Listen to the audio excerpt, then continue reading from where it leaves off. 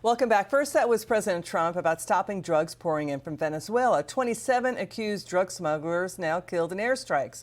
But that was former GOP Congressman Adam Kinzinger complaining and asking, why is Venezuela getting targeted? It is a problem in narco trafficking. Every presidency from Bill Clinton through Trump warned it is a major hub for drug trafficking. Okay, let's bring in former Trump State Department counterterrorism coordinator Nathan Sales. What do you make of Adam Kinzinger here? Okay, yeah, fentanyl comes in from Mexico, but they're going after those narco terrorists. 640 metric tons of cocaine transits through Venezuela from Colombia, and then about 25,000, 30,000 die every year in the U.S. from cocaine overdoses.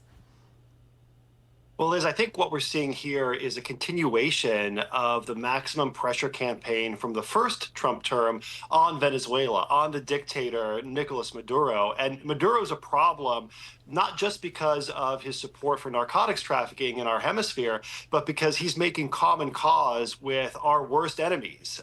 He is best buddies with Iran, for example. And so I think what you're seeing is the president and his administration putting together options that will give the president the tools he needs to pressure Maduro into taking an off-ramp. That's what this policy is about, getting Maduro to step down and restore democracy to Venezuela and eliminate this cancer in our hemisphere that fuels drug addiction in America and gives Iran a foothold right off our shores. But you see, like, people on liberal media downplaying Venezuela's role. I mean, we hear the Trump White House has secretly authorized the CIA to conduct covert action in Venezuela, possibly land action, where there was a U.S. Special Ops helicopter spotted flying within 90 miles of Venezuela.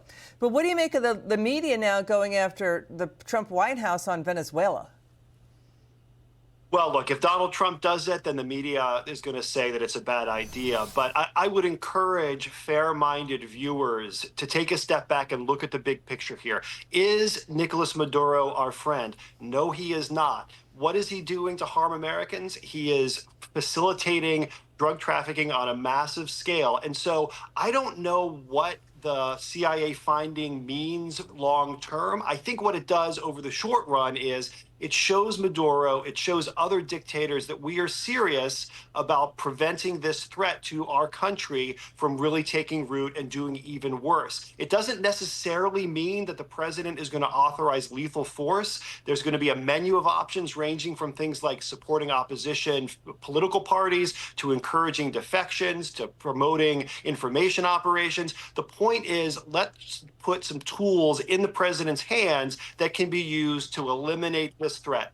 Got it. Nathan Sales, and save 25,000, 30,000 lives every year in the U.S. You're terrific, Nathan Sales. Thanks for being with us.